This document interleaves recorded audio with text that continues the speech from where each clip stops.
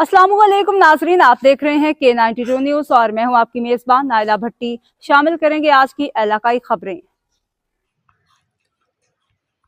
कराची आलमी सफ़ीर Aman international peace mission organisation IPMO के एग्जीक्यूटिव मेंबर वर्ल्ड और additional chief coordinator Asia doctor Zakir Hussain Adil ने कहा है कि अमन कायम रहेगा तो कारोबार और रोज़गार भी रहेगा और लोग जिंदा भी रहेंगे, लेकिन इसके लिए ज़रूरी है कि पाकिस्तान भी कायम व दायम रहे। यही वजह है कि अमन के फ़रोग़ के तसलसल की जितनी अभी ज़रूरत है शायद इतनी पहले नहीं थी। ये और बात कि अमन को हर दौर में कायम रखने से ही किसी मुल्क में असल खुशहाली आती है। डॉक्टर जाकिर हुसैन आदिल ने मज़ीद कहा कि अफवाज पाकिस्तान, रेंजर्स, पुलिस और दीगर फोर्सेस ने हर दौर में अपनी जिम्मेदारियां निभाई हैं और यही वजह है कि मुल्क दुश्मन साजिशी अनासिर अपनी बेबुनियाद कोशिशों में अब तक नाकाम है। डॉक्टर जाकिर हुसैन आदिल ने कहा कि अमन के फ़रोग़ के सिलसिले में मुल्की और आलमी सतह पर जो सर्कल तश्कील दिए जा रहे हैं उसके मुल्की और आलमी सतह पर दूररस नताइज सामने आएंगे। डॉक्टर जाकिर हुसैन आदिल ने कहा कि इब्तदाई तौर पर जिन कंट्री, सूबाई, सिटी और रीजनल सर्कल्स के लिए जिन उम्मीदवारों के नाम ज़ेरे गौर हैं उनमें मोहम्मद मुज्तबा गौरी, हाजी